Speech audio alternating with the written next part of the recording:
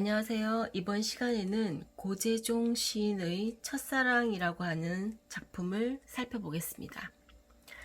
자, 작품 공부에 앞서서 시를 이야기 형태로 한번 살펴보겠습니다. 흔들리는 나뭇가지에 꽃 한번 피우려고 눈은 얼마나 많은 도전을 멈추지 않았으랴. 자, 흔들리고 있는 나뭇가지에 눈꽃을 피우고 싶어서 눈이 많은 도전을 멈추지 않았다라는 겁니다.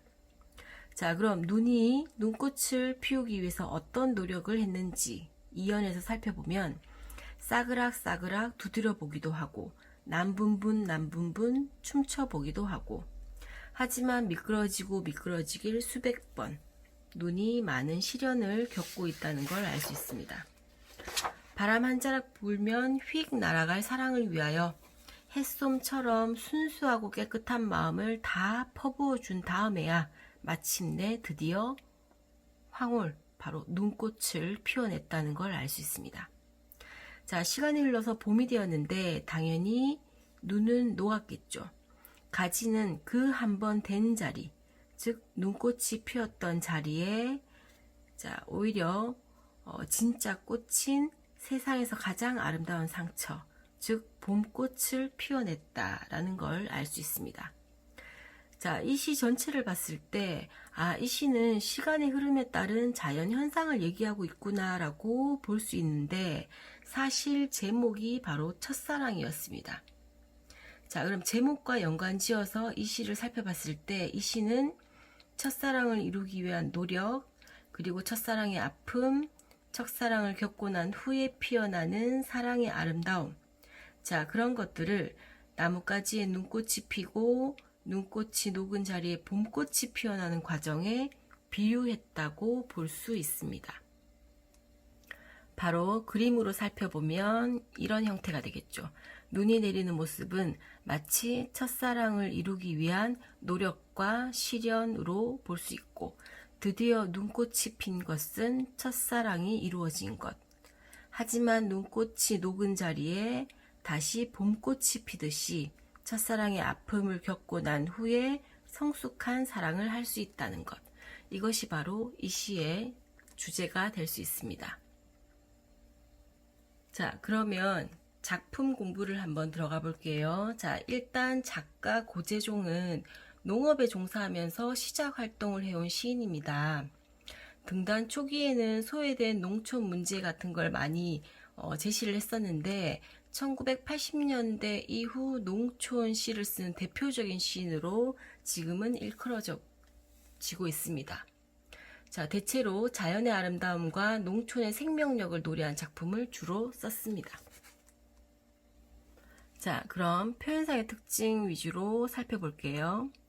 자, 흔들리는 나뭇가지에 꽃을 피우려고 눈이 많은 도전을 했다라고 하는 걸 통해서 의인법이 사용되었고, 멈추지 않았으랴 당연한 것을 의문형으로 물어보고 있으니까 서리법이 사용되고 있습니다. 자, 이연에서 싸그락싸그락 의성어, 남분분 의태어. 자, 이렇게 눈꽃을 피우기 위한 눈의 노력을 의성어와 의태어로, 즉 음성 상징어로 형상화하고 있다라는 걸 알 수 있고, 자, 여기서 감각적으로 형상화라고 얘기할 수도 있겠죠.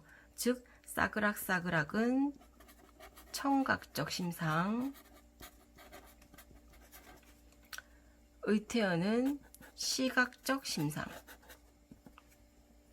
자, 그렇게 미끄러지길 수백 번, 즉 1년과 2년에서는 눈꽃을 피우기 위한 눈의 노력과 시련을 표현하고 있습니다. 3년에서는 바람 한 자락 불면 휙 날아갈 사랑, 햇솜 같은 마음, 즉 유법, 다 퍼부어준 다음에 그만큼 헌신적인 태도를 통해서 드디어 황홀, 눈꽃을 피워냈다라는 걸 알 수 있습니다. 자, 그럼 여기서의 눈꽃은 바로 첫사랑을 이루었다라고 볼 수 있죠.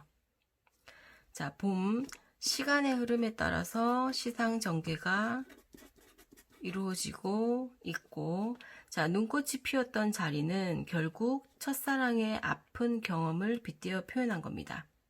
자, 여기서 세상에서 가장 아름다운 상처를 터뜨린다 라고 했으니까, 자, 한 문장 안에 아름다움과 상처, 부정적 의미가 한꺼번에 나오는 걸 갖다가 우리는 역설법이라고 합니다.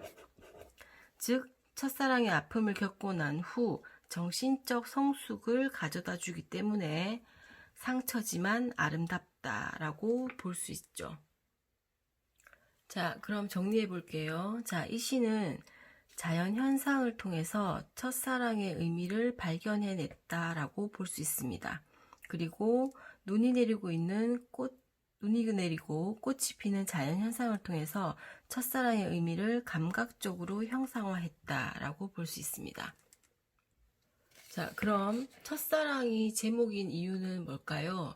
자, 자연물인 눈과 꽃에 빗대어서 사랑의 소중함과 아름다움을 노래하고 있고, 눈꽃과 첫사랑은 모두 인내와 헌신이라고 하는 과정을 겪어야 이루어질 수 있다는 공통점이 있죠. 그래서 이 시가 제목이 첫사랑이 되는 겁니다. 자, 오늘 수업은 여기까지 마무리할게요. 감사합니다.